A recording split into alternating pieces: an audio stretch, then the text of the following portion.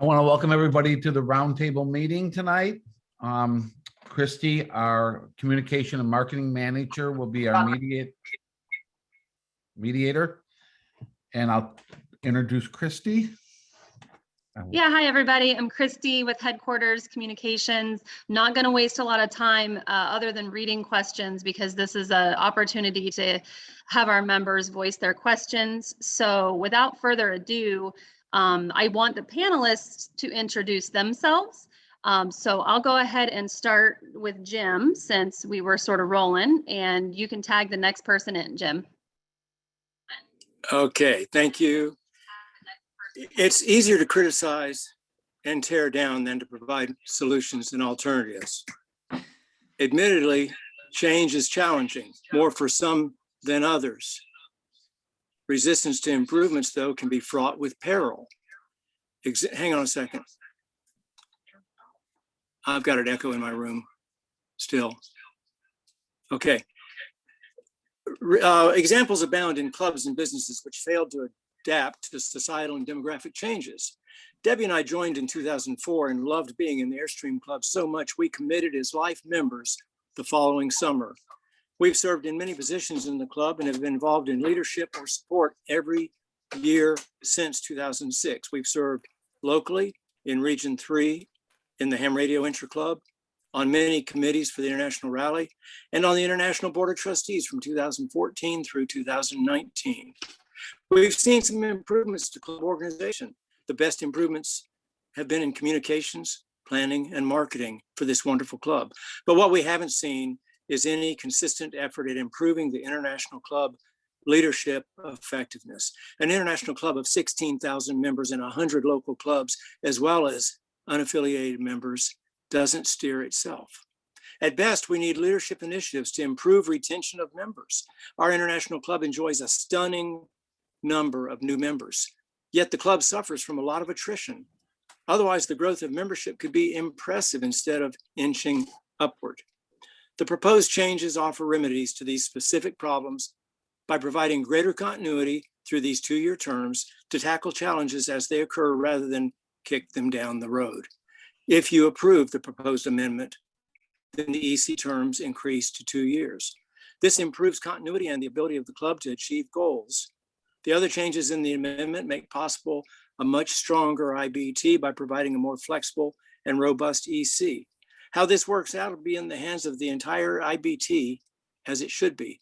They're the leaders you've elected, and you will continue to have the right and responsibility to elect leaders to the IBT. Thank you. Thank you, Jim. All right, Jan, go next. Jan Hebner. Thank you. I'm Jan Hebner, however you want to say it. I'm Region 6, First VP, and I'm here. I am just one of those 16,000 members that you just spoke of.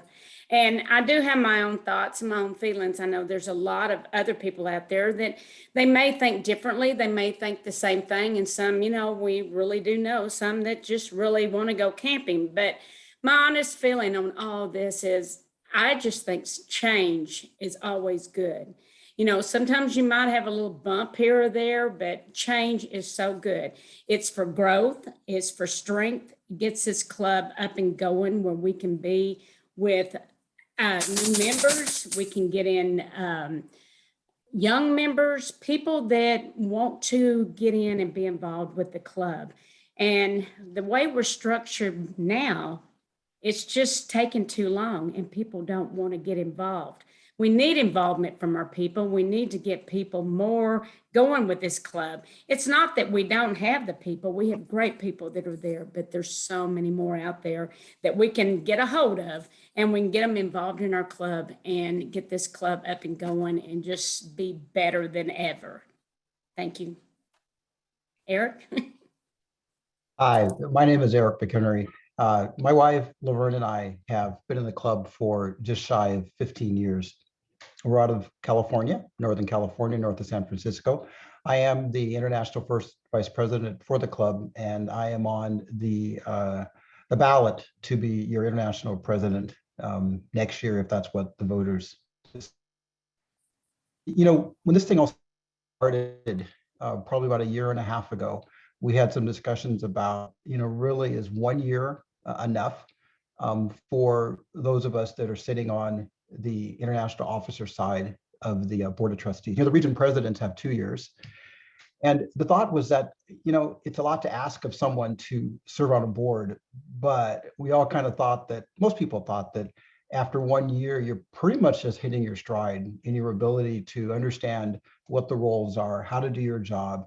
And I'm sure, as all the past presidents can say, it's one thing being a vice president, but it's a totally other thing sitting at the head of the table and trying to run an organization is large. I think our budget is close to $1 million right now, and it's very complicated. And so the discussion started then.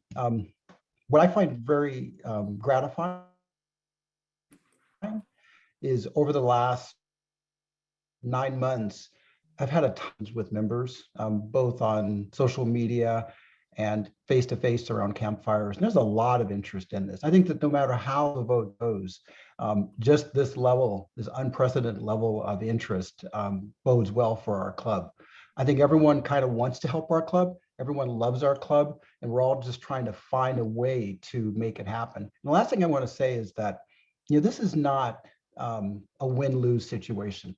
It's not a battle for our club. It's really just trying to find a way that works best to allow you all, us all, future people on the board to contribute and to help deliver and describe the benefits that we think the members want, to allow them to sit around the campfires. One of my friends said, he said, there's a group of people over here in this room that they want to go camping. They don't really care how it's organized. They just trust that we will do a good job. We being the region presidents, the international officers, local club presidents, but we need help in terms of setting up a structure that and identifying people that help us to that goal. So I'm excited for the conversation. We're going to answer every question that we can. There's been some feedback that we've only tried to push something, and the answer is, look, we're talking about it. This is another example of talking about it. And I'm going to stop now and pass it on, I think, to Andy, who is next on the slate to talk about his background. Thank you. Thank you, Eric. Andy Selking, I'm former international president as of right now. Won't be too much longer. I'll just be a past international president.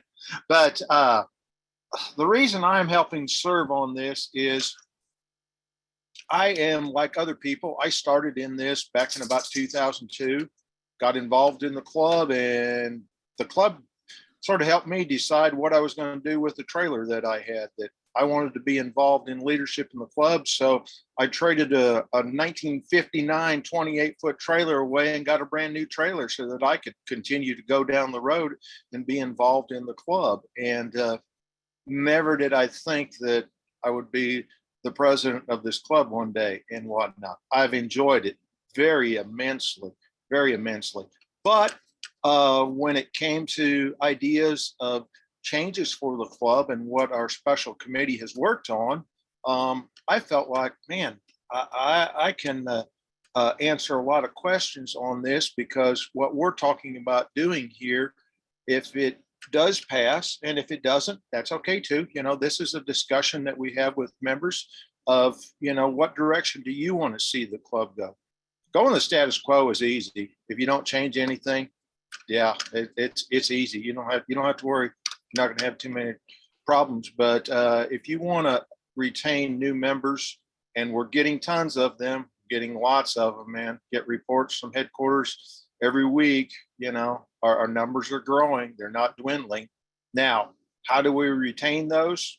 That's the question. The other question is, we know how many trailers Airstream's selling, and we aren't hardly scratching the surface with our fingers at all on the amount of trailers going out the door that they're selling versus the members that we could have if just say 30% of the people join, maybe only 20%. Right now, we're not scratching the surface. So there's a great opportunity to invite more people in and bring them in. But if we keep everything just like we're doing it now, to me, that's not a good way forward. We've got to be able to adjust. We've got to be able to change. Sort of like what Jan said. change is fun, okay? Because old people, just like me, I'm one of the older ones now, okay? You know, a lot of this new stuff, hey, I don't quite understand and know what, but you know what? I got nieces, nephews, son, okay? They understand all that stuff. So it's time for the old wise man to lean on some of those people and let those people take and lead. And I think that will move this club much more forward. But we're all here to answer questions tonight. So I'm going to, I guess, turn it over to Christy or Todd. Yes, thank you, Andrew. So we are going to do questions both ways. We're going to allow folks to type into the Q&A box on screen. We will try to get to all the questions as long as there is a member's name associated with those questions. And we also have a list to work through from questions and comments submitted prior to the meeting. So this is all recorded. We started recording at the top of the hour, and we're going to run through, if we can get done by 7:45, we'll let you all continue with your evening, but we'll go until 8 as needed. So I'm going to start with a really nice introductory question that just came up in the chat box. It's from a new member, just 8 months into the club, no historical perspective, asking for some clarification on why this new structure proves growth in membership. You want me to take that one, Christy? Yeah, Eric, that'd be great. Yeah. So what I believe, you know, from work number of groups in the past is that if we have a leadership structure that represents the demographics of our club, and that's across age, it's across location in the country, it's across years in the service, years in the club, all those things, diversity, all those things. If we have a board of trustees that are ultimately making these decisions about what we offer to the members, what do members want, right? I think we have a much better chance of identifying and recognizing when a trend is coming or we're not delivering something. And what I mean by that is that if you look at our current board of trustees, I think our average age is well over 60. That includes me, by the way. Our average age is well over 60. I think all of us have been in the club for more than 10 to 12 years. And most of us are retired. I think the challenge that a leadership structure like that has is that it's hard for us to recognize some of the needs of people who haven't been in the club as long as us, who maybe are still working, who have young families. I mean, none of us have young families either. And so I think we're missing some opportunities. And so one of the things I get really quite excited about if this moves forward is it provides a new path, which does not exist now, for members who have been in the club for 2 years, for 4 years, for 6 years, who are still working, who don't want to be president, to join the board and help us navigate through that. We've had a lot of questions about what does it mean to be in the club? What do I get out of it? You know, can't we have more rallies targeted toward kids? Can't we have more boondocking? Can't we have this and that? And unfortunately, the current decision makers in our club, as great as we all are, we think, and as fun as it is to work with them, we're not as close to that, frankly. And so that's kind of my answer to this, is that coming up with a way that someone who doesn't want to move up to the ranks to be president, who is a bit newer to the club and has a perspective different than we have, it only serves to help us. And by a structure like most boards use, where you can join a board, be on for 2 years and drop off, that is fantastic. I think all of us that I've talked to kind of understand that as we've been at rallies, we always have people come up and saying, hey, how can I help? And right now, the only answer we have is that become a unit president, become a region president, and then you can run for third VP and then second and first and then president. And that's how you can get on the board, right? I think that hurdle is far too high to bring new ideas to the table at the top level. Okay, that's it for my answer on that one. I hope that helps to. Thank you, Eric. So the next 3 comments that are in the chat are all regarding that people want to hear address of some cons to this argument. Of the questions that were submitted, here's one.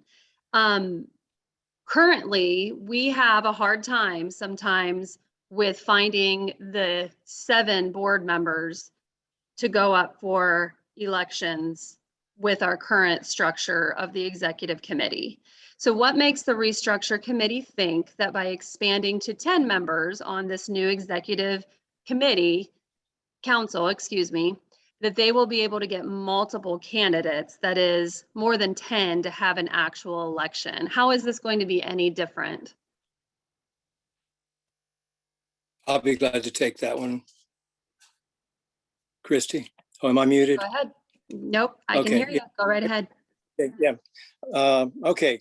So the first part of that is that in the past 20 years, and I went back looking through the history on this with Don Schaefer, half of the third VPs in the past 20 years, roughly, came from region officers who had not completed their term as president.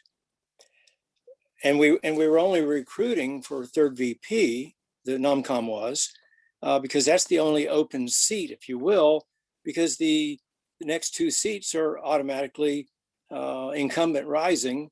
There's been no challenge to the second, first, or president seats that anybody can recall at the international level. So we're only recruiting for third VP.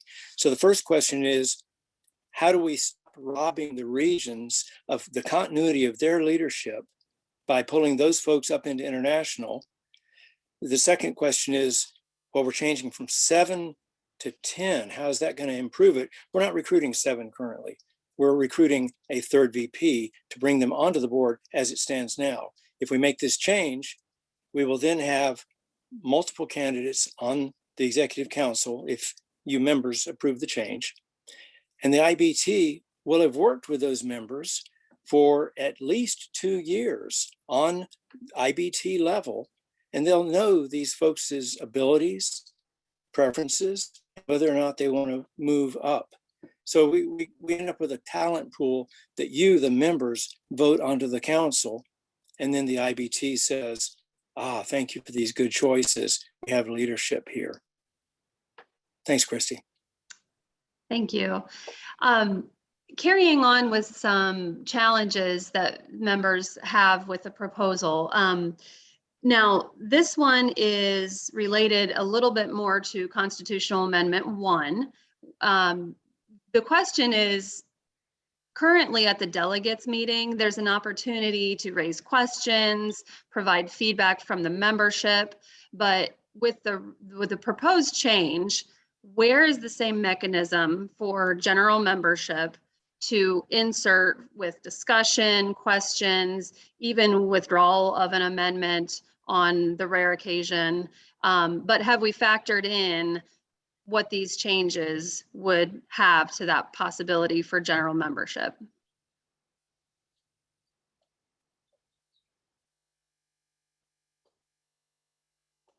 I can take it. I don't want to take too many more on this. Go ahead, Eric. So we have to keep in mind that there's 2 constitutional amendments that we're considering. The one on the Executive Council restructure is number 2, and that question isn't relevant for that. So this is relevant for the first question, Constitutional Amendment number 1, which is abolish the delegate system. I explain to people this way. You see it all the time, the process. For example, I just got in the mail a elections brochure for my local county, and the elections of supervisors, elections of decisions on school board ballots, discussions on incremental taxes, those I and Laverne will vote on in probably about a month. And so that if the delegates meeting goes away unconstitutional, what will happen will be just like that. Every one of our 16,000 members will get a packet in the mail, electronic mail with a ballot, and they will be able to vote on those items. And I think if you look at what has been coming out of our headquarters this year, the team tries to do a really good job talking about the pros and cons, what's in this, what happened, the financial impact of it. And so our members will get a chance to vote. Now, if the vote doesn't pass, then it's just like your school board happens at home. Then the maker of the motion would have to resubmit again at the next cycle. There would be no discussion on it. And while that may sound restrictive, I think the argument is that of our 16,000 members, they probably have time to look at one constitutional change, but to try to have it amended and amended and amended, and then be able to vote on it, I think it's going to be a little bit challenging for a lot of people. So the idea is that you would get a ballot in the mail of constitutional item number 1 and 2 and 3, and you as members would read it, you talk to people if you wanted to, and you'd cast your vote. And if it passed, it passed. And if it didn't pass, and by the way, the hurdle is 2/3, then it would either be dropped or brought back the next cycle, which is probably a year. So that's how it works in our daily lives at home, and that's how it would work in our club. Thank you. Can I piggyback on that? Go ahead, Jim. Okay, yeah. In a similar vein, our delegates received from their local units the voting wishes for officers for the International Club for the delegates meeting. Some local clubs don't even have a delegate present. Their votes go unrecorded. We're talking about historically, not under the changes. And in at least one case, a local club delegate did not vote the wishes of his club. However, generally it worked fine, except a candidate comes up from the floor. The local club didn't vote on that. The local club voted on the slate. Now there's a change in the voting. The local club delegate was instructed to vote this way or your conscience, but historically, the slate candidate always won because those were what we called committed votes. My point is, it's not very nimble, the process, the way it is right now. It's not really nimble enough to address exceptions and changes. What Eric said is a better way. If the members don't like what's presented, vote it down and let the club recast it for a later vote, and then we get it voted up. Thank you. Okay, Jim, I'm gonna fire right back at you here with another question. This one regarding how this proposal has been communicated to the members, the discussion, the planning, the proposed structural changes. This comment came into us saying that this member feels they were really done by a small group of people and that there wasn't input sought from general membership or not much. They don't agree that this has been a transparent process, and they're wondering with, questions or concerns raised, how the wagons get circled, what responses were chosen to be given, and, does the committee understand that some of the membership is feeling like their concerns may not be heard or questions may not be answered? And, where is the thorough analysis that the committee has put forth? Okay, well, that's a great question. I agree, transparency is really important. I was involved in this proposed restructure from the beginning. Time president invited me to chair the special committee to evaluate the impact of increasing the term to 2 years. And we compared that to status quo, don't change anything. And we involved past and present region and international leaders. They contributed to the special committee's work.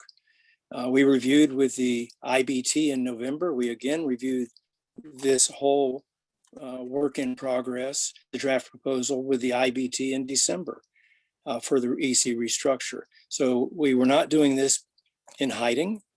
We were trying to keep it open to your elected leaders.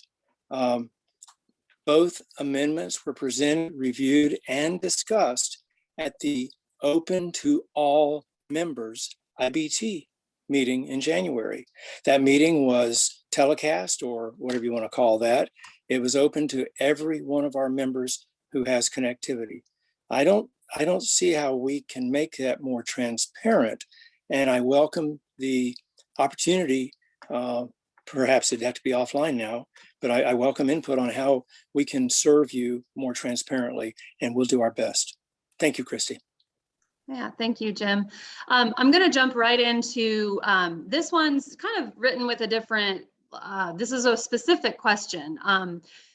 If we're looking at a restructure, this member's saying, is there specific problems that membership should be aware of that this proposed change is looking to improve upon? Is one out of a 4-part entry to us.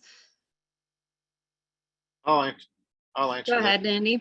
I would say that what I see is the way we're currently structured.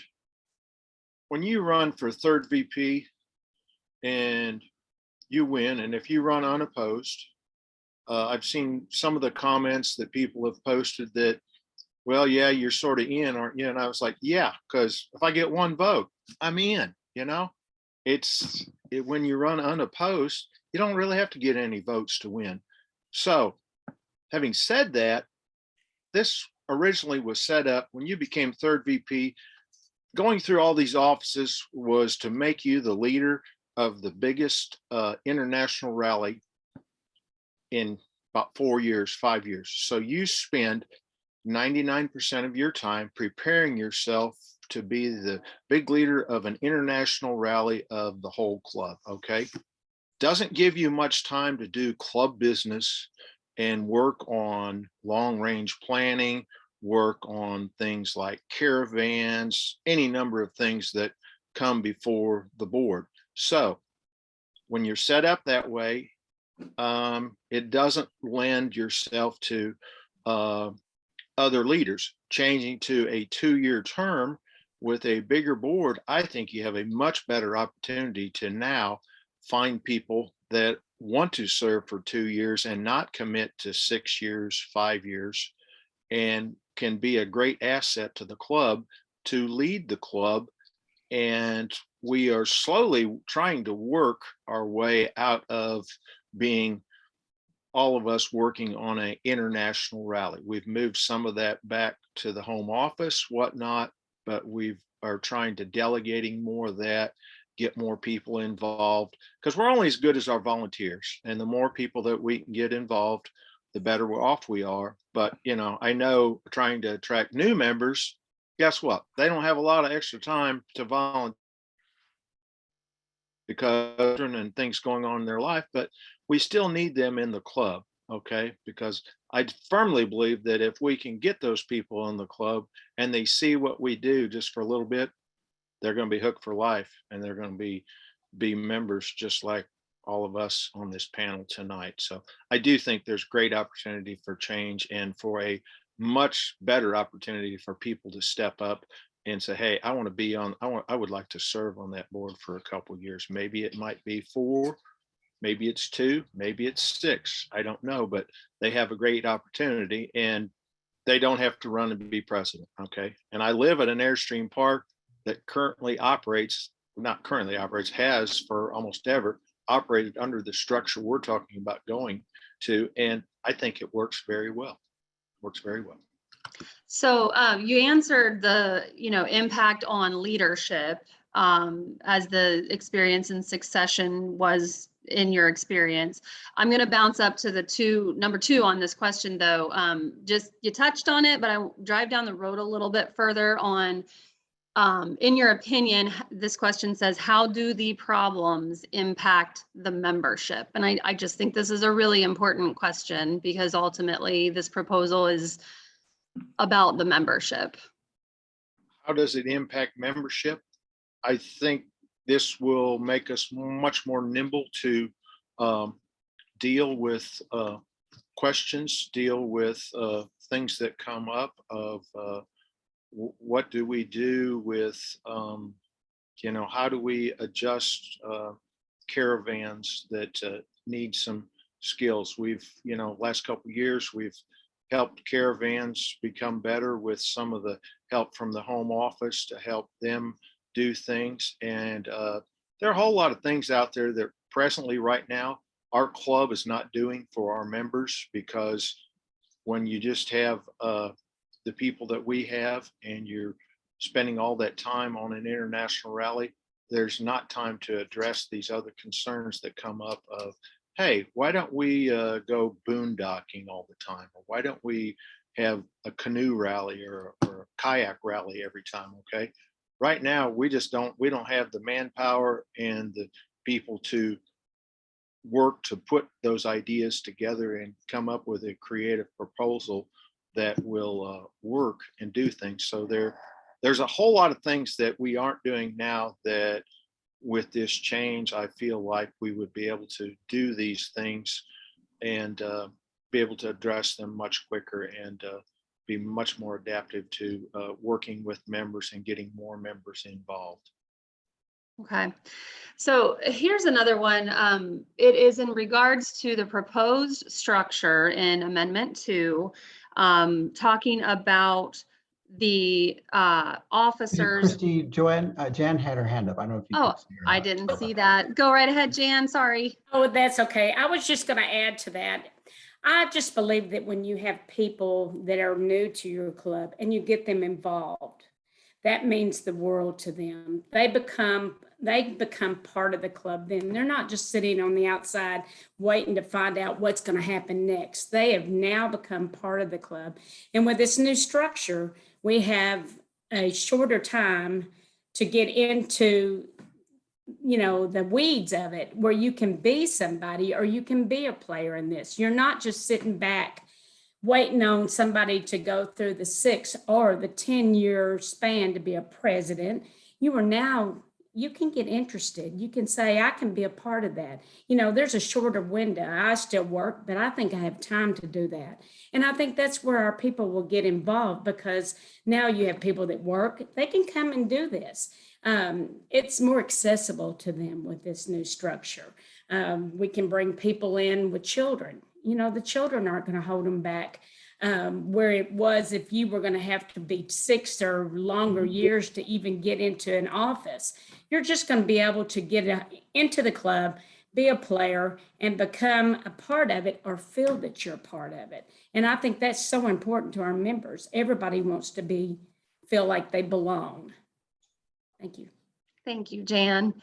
Okay, so I was launching into, this is a combined question. We've received it a few times. With regard to the constitutional amendment number 2, the proposed executive council is the officers on the council would be chosen by the members of the International Board of Trustees. People are writing in that they see that as a con, that it dilutes the general membership's vote.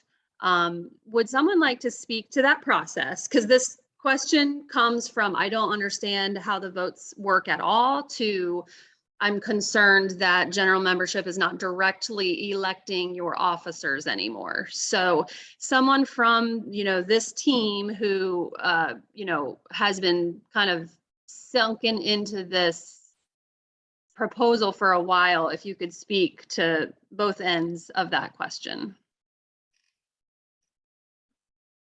I guess that's me. Anybody else want to take it instead of me?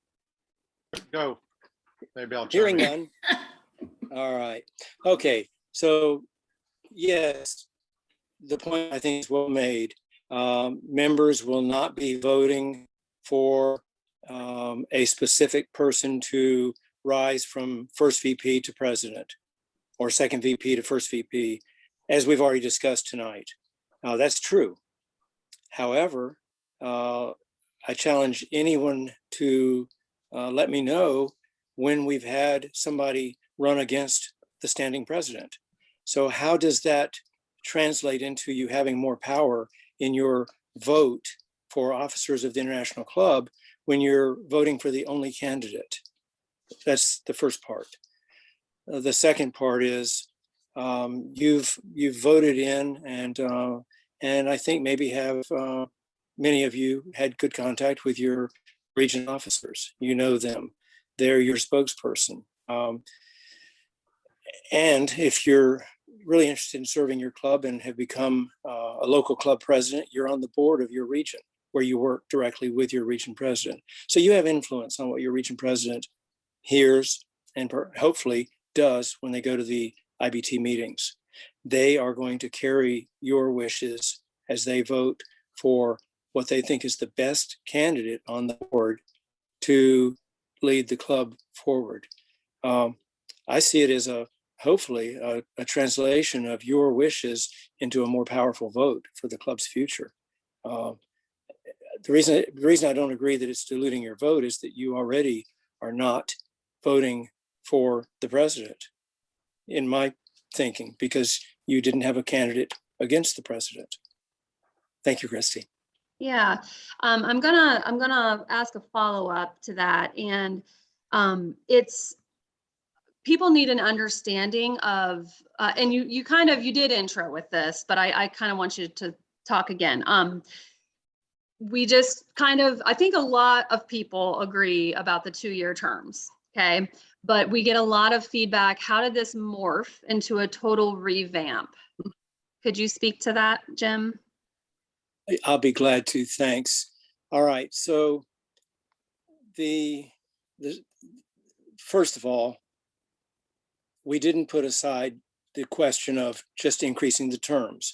We investigated the special committee in our very first charge. Okay, what happens if we just change the terms of the executive council members? If we change their terms to 2 years, all right, you've got third VP, second VP, first VP, president, international, immediate past president. That's 5 times that you're serving 2 years each. That's a 10-year term. If you've already gone through the seats in region, 2-year terms, you've gone second VP. Is it second, first, president, and past president? That's 8 years. So what we decided with input from leaders across the club, 18 years is a long commitment. And we felt that part of our charge was to see how we could make the service at the international level more attractive to our members.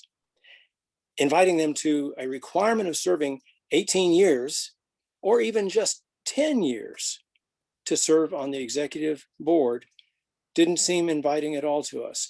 And that's how we went from just looking at, okay, what happens if we only change the terms to 2 years? Okay, how can we get the 2-year terms to provide better continuity in leadership? How can we do that and make it workable? And that's how we said we had to propose eliminating the required succession, actually, third VP all the way through immediate past president. Did that hit it more squarely? Yeah, here's another one. So if the goal is to open the board to new members that do not want to move through the president ranks, why take the voting for officers away from members? Why not just expand the board and leave the rest unchanged?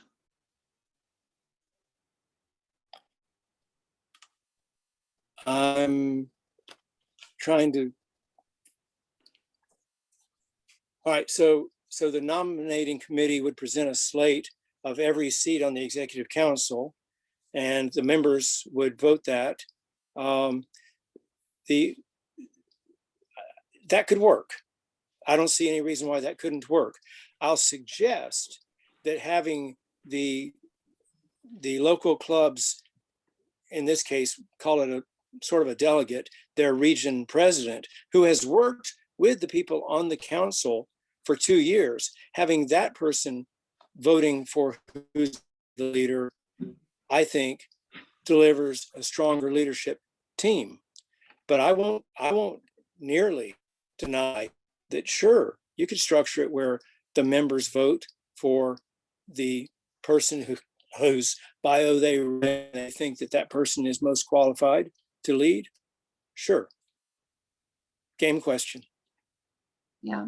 So you touched on the nominating committee, and there's a few questions that came in.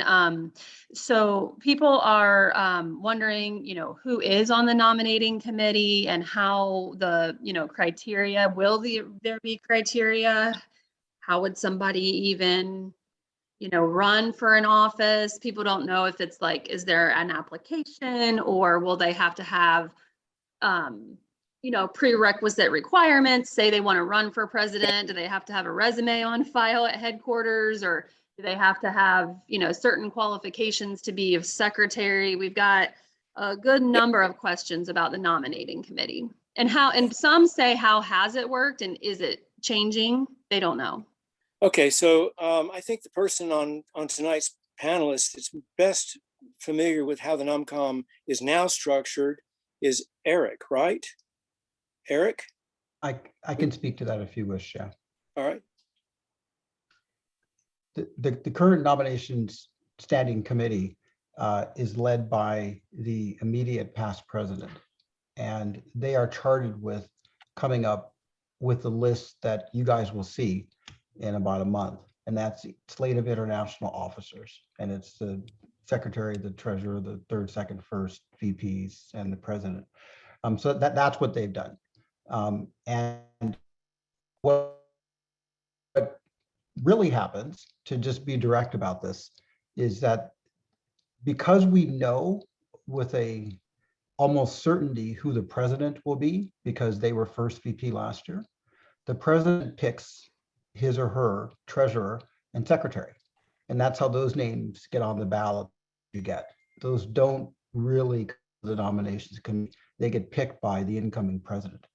So the nomination committee now is faced with, how do we fill out the second and first VPs? And the answer is they don't. They put the third VP into the second slot and the second VP into the first slot. And all they do is look for a third VP. And this is where it gets, they call it like sort of like, making, making spaghetti in the background, right? We typically, the NOMCOM will reach out to the leaders in the club, which are typically region presidents, because they're the ones that have the longest service and frankly, the highest level of experience on the board of trustees. And they work through a list of people who are interested in staying on for 3 more years. And it's really, really hard. And so the nomination committee, I got to tell you, they struggle every year with trying to find at least one candidate. And often they'll find a candidate who will change his or her mind for whatever reason. And so, I was honored to be selected as third VP back in, I don't know, whatever, after Salem or so, but I was the only candidate. I do think that I will do a good job in whatever job I do in the club, but I was the only candidate because a lot of people just don't want to do it. So nomination committee, although it sounds like a wonderful tool, and in theory it is, it's really, really hard for our club. Wouldn't All Andy of be you the better people on the one? call, Wouldn't all you Andy? people on the call are working in local clubs and regions. And so you've had experience with trying to recruit officers in yours. Mhm. And it's just a hard thing to do. Eric, So- will you also just touch on briefly the nominating committee changed last year, I think it was, Yes. to a larger assembly? Yeah, so the nomination committee now, and this was done back in Tennessee, I believe. It's stated in our bylaws or constitution or something, and it's got a couple of region presidents on it, which is great. I will cede it to Andy because Andy was around. He was presiding over that change, but it's a nice group of people. So the right people are identified. Andy, go over to you. I just want to say, yeah, years ago, our nominating committee, they actually had to run for office and be on the ballot that people voted for to fill people to be on the nominating committee. We've done away with that. The de facto method has been that the past international president, unless he is sick or something, he is the chairman of the nominating committee.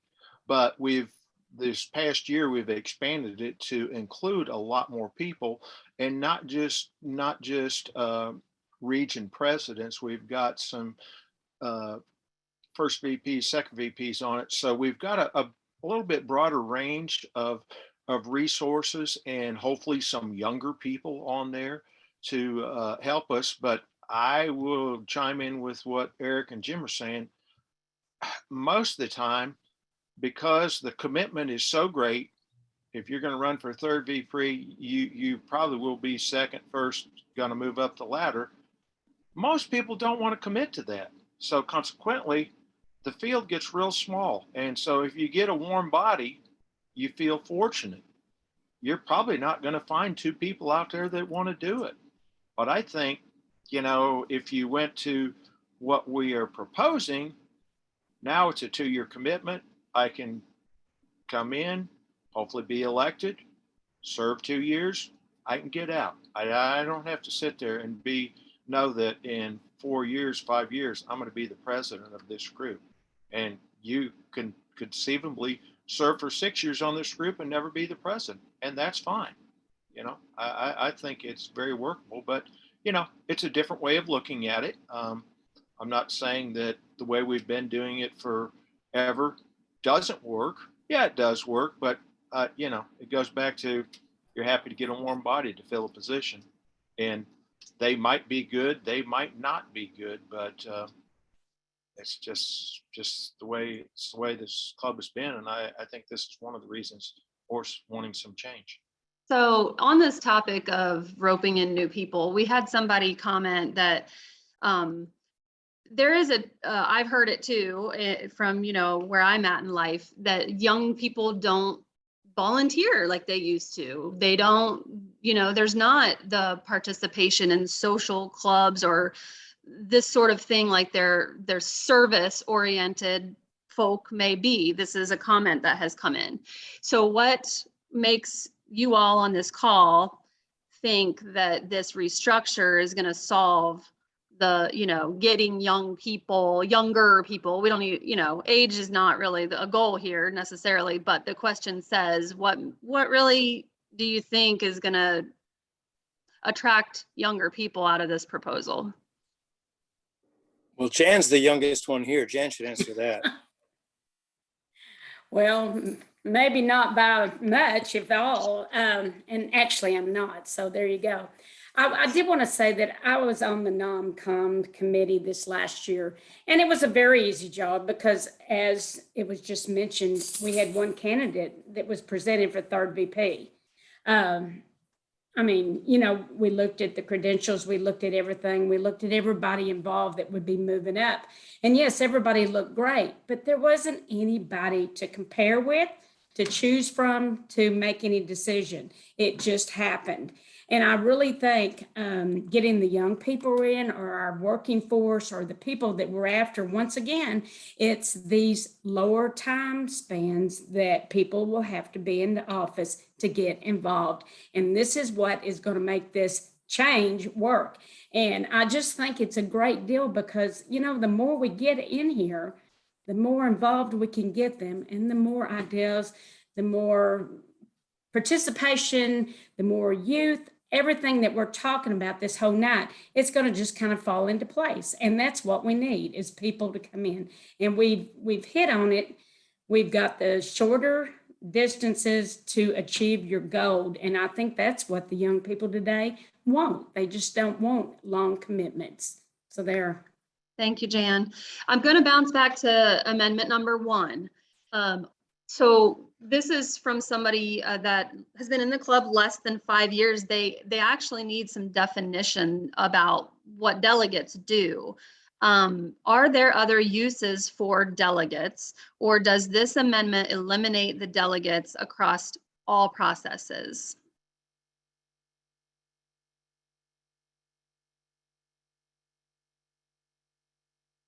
I can take that one if you want. Go ahead, Eric. This current year, simple answer is, if constitutional item number 1 passes, it completely eliminates the delegate process. If constitutional amendment 1 passes, it completely eliminates the delegate process. And so from this year on, or next year on, every vote we take in the club, be it for officer or for constitutional, will be a vote by email or paper ballot to each of the 16,000 members. So this year, though, the international officers will be voted on directly by the members. The delegates are not going to be used for international officers this year, and that was changed last year in Tennessee. So we're halfway toward delegate system no longer being used. So just to be clear, this year, because of a decision made last year in Tennessee, no delegates are used for international officers. Each member will vote directly. And if number 1 passes, then next year, it would be the same for constitutional. Each member would vote on the constitutional items directly. Okay. Also, just could somebody provide some quick discourse on why the change was included to change the date range for International Rally? Well, that doesn't bear on either one of these amendments in any way, right? No. But I'll take it anyway. So it's a good question. The date range for international rallies, we changed that, oh golly, 6 something years ago. We previous to that had been limited to conducting our rallies to make sure we honored Wally Byam's July 4 birthday. And that's a great thing. And we're glad that we were able to do that. We also were able to honor our Canadian members Canada Day on July 1st. Those were always within our rally dates. However, it provided more and more challenges for us. No larger than our clubs. We're not the biggest RV club, even though we're the best and biggest single brand not run by a manufacturer. We aren't as big as some competing clubs, and we were outbid on rally sites around the July 4th weekend. We couldn't get the sites we needed. So by expanding the date range, we are able to have a little more choice of where we go. And hopefully we also can find some cooler spots by getting off of July 4th. Not necessarily so you can't control the weather, and you also don't know for sure until tomorrow what today's weather is, but we can try. So that's the date changes question, I think, covered, Christy. Thank you so much. So we have just about 8 minutes left. So I'm going to kind of pepper in, they're going to be a little random, but so there's a couple questions here. I'm going to lump them together again about the term limits. And we know we're talking about a 2-year term, but then how can you talk about how the decision was made? What is the term limit? You know, how does that affect you from serving on some of these questions say, you know, from regional president position to executive council to officer. Can kind of sort of quickly paint that picture? All right, let me start on that. I was most involved in that by serving on the special committee. I chaired that committee. The first part was to try and stop robbing regions of their leaders before they've completed their term, but to still honor the commitment. And this was a compromise that the draft committee worked out with the IBT leaders, is if you've served your term as region president, then that's equal to having already served 2 years on the executive council, which otherwise was a requirement to run for president. From the executive council to run for president, you have to serve 2 years on the executive council or have completed your region presidency terms. So that's the first part about terms. Second, any office in the executive council, you can only be reelected one time, whether it's president, vice president, treasurer, secretary, or council member. You can be reelected once. If the membership of the club reelects you to the council, you can, after one term as council member, you're on beginning of your second term. The way it's written, the IBT could choose you as president. You could then, if the club voted you back onto the board again, you could run to be on the board one more time, and the IBT could elect you as president for a second term if the IBT thought you were that person. And also, I mean, you club members are in charge of that. You don't reelect that person back into office on the council if you don't want them to be in one of the jobs. The only job that's not reelectable is the immediate past president. The immediate past president is expected to serve 1 2-year term, supporting the new president for 2 years. After that time, the immediate past president can roll off. They've already served a lot of time, and they can have an appointment made by the IBT to fill that vacancy. I believe that's the way we wrote that.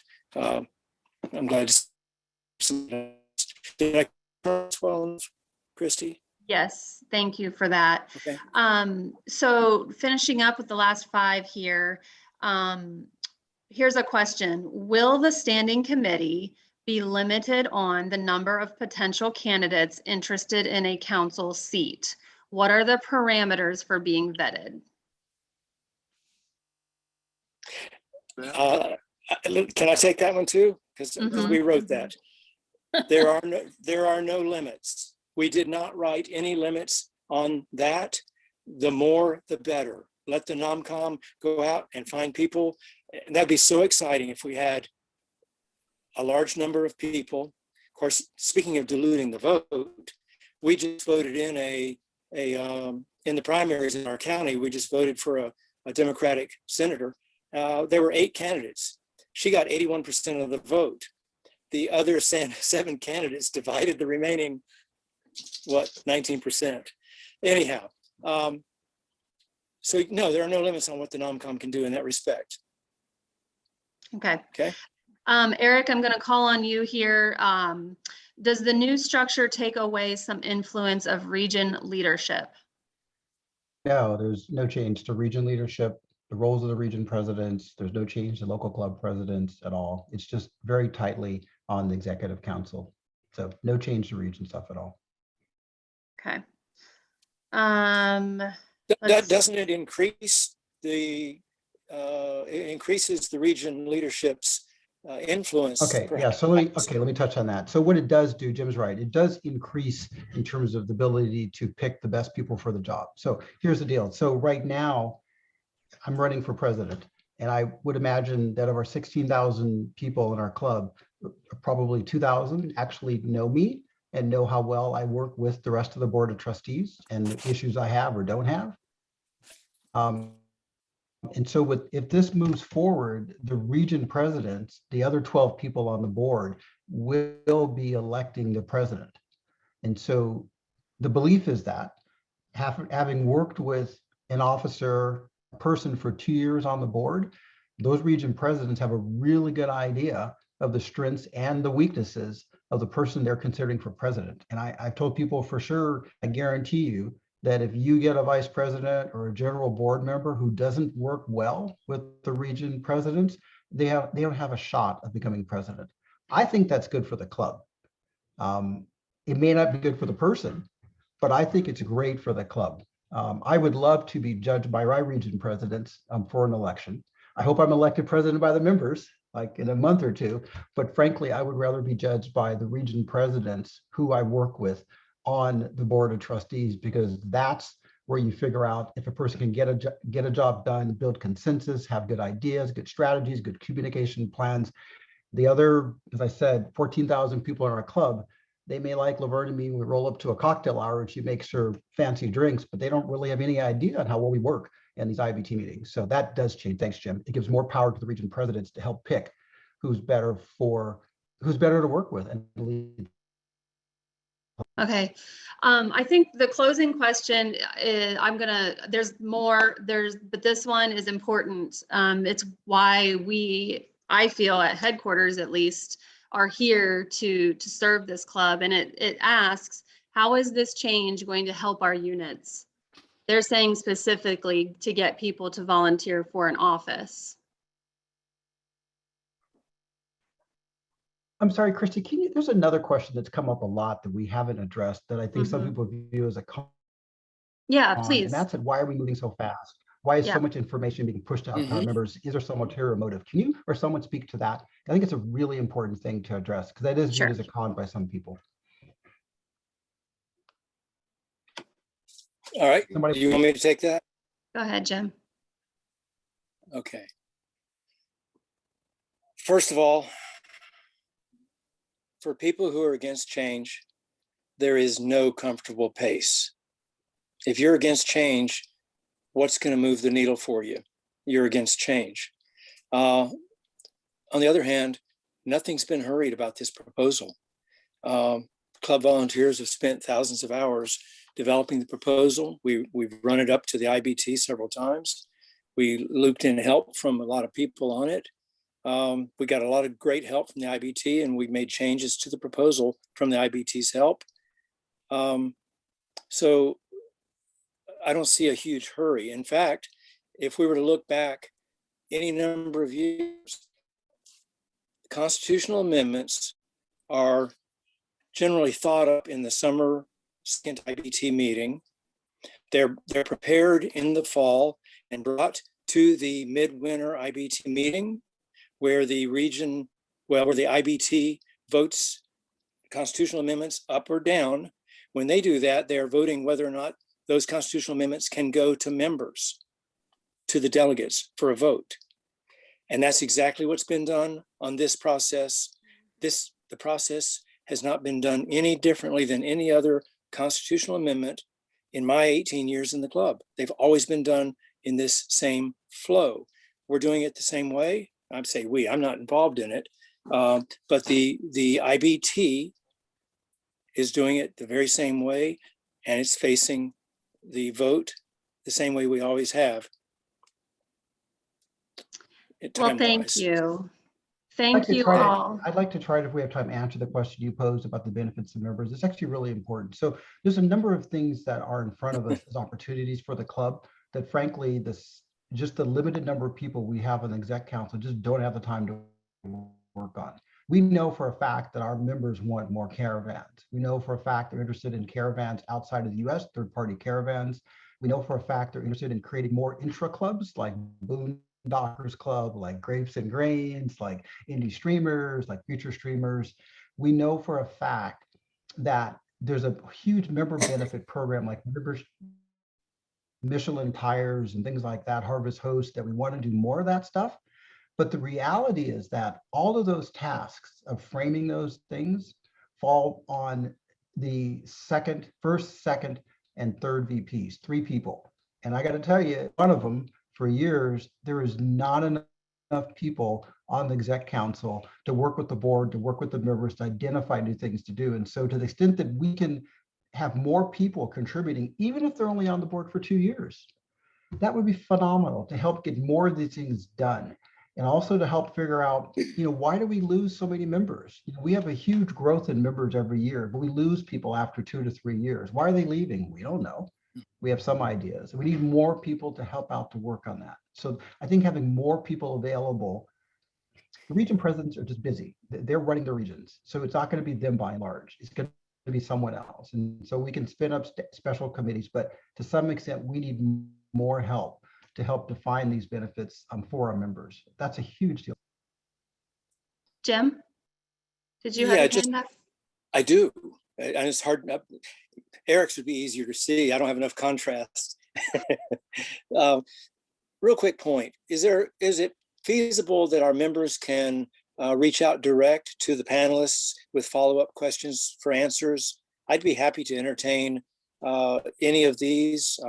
I'd be glad to discuss the cons, and any way I can help, perhaps add understanding, and then I can bring it back to the other panelists. And I'm just one. I mean, I'm sure the other panelists would be willing to serve the same way. Yes, I can absolutely capture the comments and share them for response. Well, I was actually speaking of, could they also go directly to us if they wanted to? Oh, I hear you. Okay. Yes, we can avail contact information, and I can get that published on the EC Restructure website as a resource. Yeah, it's not, then they know it's not filtered. Actually, Debbie says I should have a better filter, but they know they can get it straight from whichever one of the panelists they want to seek answers from. And we're only four of the panelists, or 5. They're the ones from the previous panel as well. Okay, thank you. I appreciate your and I like it that way too, because I promise you I am trying to be timely to everyone with response times, because this is, is my earnest attempt at transparency and communication to members. So thank Bye. you for availing your contact info. Okay. All right, all. Thank you so much. We will post a recording of this on our YouTube channel, and I will provide any contact information as these panelists have made available. You all have a good night.